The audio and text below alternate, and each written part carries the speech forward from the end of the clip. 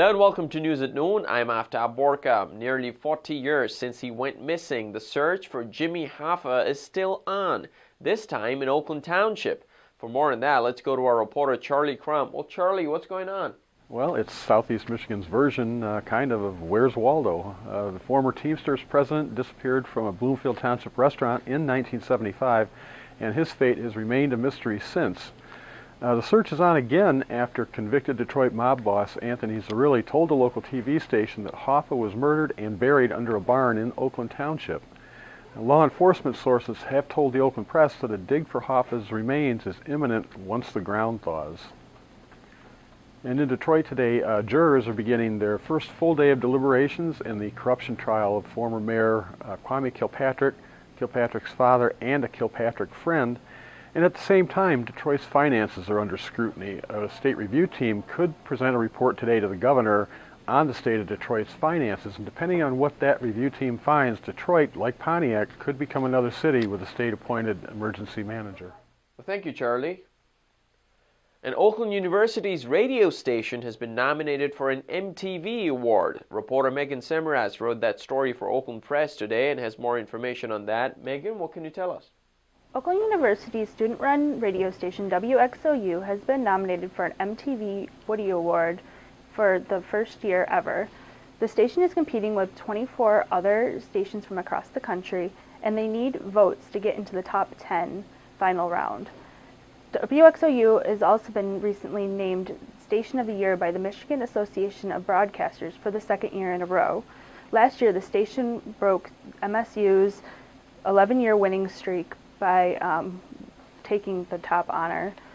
To learn how to vote for the MTV Award, visit WXOU.org. Megan, thank you very much. Now, do you think it's a good idea to have as much daylight for the Clinton River in downtown Pontiac? A nonprofit is working with Oakland County on the feasibility of the daylighting project. An Oakland Press asked County Executive L. Brooks Patterson about the groundwork on that project. We can't daylight it too far. I mean, if it goes up, I'll make up a nice round number, half mile, I'd be delighted. But then you start running into big buildings that were built over the river. So we can take up a parking lot, we can dig up a road, we can dig up another parking lot. I don't think the Phoenix Center is coming down, but those Ottawa Towers behind it, probably not.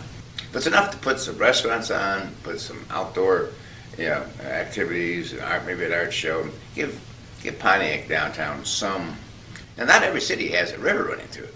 Pontiac does, but they buried it. So they could dig up daylight is the word, that asset, and I think they could benefit from it. The Cranbrook Institute of Science is offering public a chance to clean up an 18th century cannon that was found in the Detroit River. And it looks like kids are very excited about it. We created an electrolytic bath for the cannon, which basically removes the chloride ions out of the rusting metal. And what that does is simply just it's a very clean and soft way to clean the rust and 200 years of grime off the cannon. And then it's going to go through a process. This is really kind of an intermediate step where we actually have the general public and children helping us out, removing the scale and the rust that has been loosened by the electrolysis that's been going on in the tank since October. And we're basically going to clean the cannon very gently and get it cleaned off, and then we're going to put it back in its electrolytic bath for several more months. We'll pull it out again and do the same thing all over again until the cannon is completely clean. After we completely clean it, it will go in an ethanol bath to remove all water from the metal.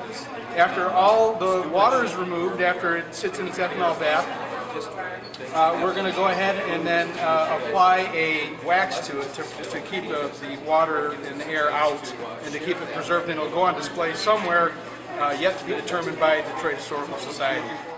And now Oakland Press sports columnist Pat Caputo with his video blog. Hey, look, Michigan State, one big challenger after another. It's like they're coming into the Breslin Center to try to strip the Spartans of their title as the Big Ten's heavyweight program. Look, Indiana's better than Michigan right now. They're as good a team on paper, maybe even a better team on paper, and they're playing very well. They do have size inside with Zeller and some others. And they got nice balance when it comes down to experience and youth. Yogi Ferrell's been a terrific freshman. They got a great team, and they deserve their #1 ranking. We'll see whether they deserve it over Michigan State. Certainly, it would solidify what Indiana's done, which has been incredible the last 2 years, considering the program that Tom Crean, former assistant to Tom Izzo at Michigan State, inherited originally. And that's it for today. Don't forget to watch us tomorrow at theoaklandpress.com. I'm Aftab Borka. Have a good day.